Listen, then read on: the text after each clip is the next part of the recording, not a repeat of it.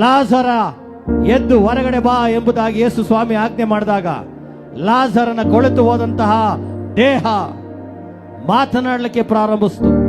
ಆತನ ಮೂಳೆ ಮಾಂಸಖಂಡಗಳು ಯಥಾಸ್ಥಿತಿಗೆ ಬಂತು. ಕಾರಣ ಆ ಸಮಾಧಿ ಒಳಗಡೆಗೆ ಹೋದಂತಹ ವಾಕ್ಯ ಪರಲೋಕದ ಯೇಸು ಆಗಿದ್ರು ಪ್ರಿಯ. ಅದೇ ಯೇಸು ಈ ಆವರಣದಲ್ಲಿದ್ದಾರೆ.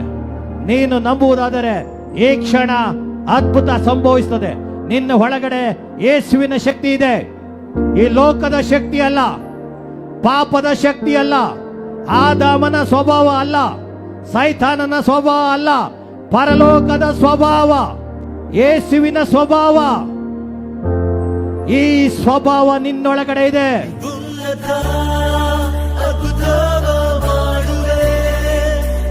ಹಾಗೆ ಯಾರು ಇಲ್ಲ, ನಿನ್ನ ಹಾಗೆ ಯಾರು ಇಲ್ಲ. ನಿವುನ್ನತ ಅದ್ಭುತವ ಮಾಡುವೆ, ನಿನ್ನ ಹಾಗೆ ಯಾರು ಇಲ್ಲ, ನಿನ್ನ ಹಾಗೆ ಯಾರು ಇಲ್ಲ. ಸ್ತುತಿಗೆ ಯೋಗ್ಯನು ಮಹಿಮೆ ನಿನಗೆ, ನನ್ನ ಕರಗಳೆತ್ತಿ ಎಂದು ನಿನ್ನನ್ನೇ ಆರಾಧಿಪೆ.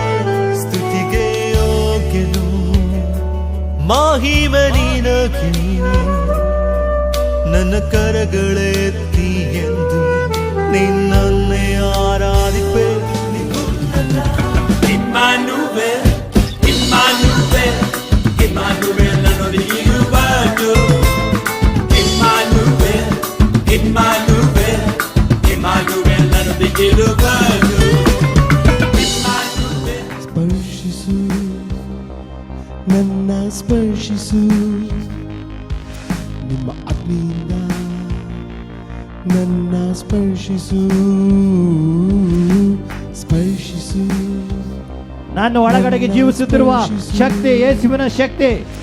ಹೌದು, ಎಸ್, ನಾನು ನೂತನ ವ್ಯಕ್ತಿ. ನಾನು ಹಳೆಯ ವ್ಯಕ್ತಿ ಅಲ್ಲ. ನಾನು ಈ ದಿನ ಹಳೆಯ ವ್ಯಕ್ತಿಯಾಗಿ ಬಂದಿದ್ದೆ, ಆದರೆ ಈಗ ನೂತನ ವ್ಯಕ್ತಿಯಾಗಿ ಮಾರ್ಪಟ್ಟಿದ್ದೇನೆ. ನೀವು ನಂಬುವುದಾದರೆ ಈಗ ಪರಿಶುದ್ಧಾತ್ಮರು ಈ ಆಲಯದಲ್ಲಿ ಯಾವ ಸ್ಪರ್ಶಿಸಿ ಕೊಡ್ತಾ ಇದ್ದಾರೆ. ಸಮಯ ಮಹಿಮೆ ಇಳಿಯಲಿ, ಶಕ್ತಿಯು ತುಂಬಲಿ, ನನ್ನ ಸ್ಪರ್ಶಿಸು.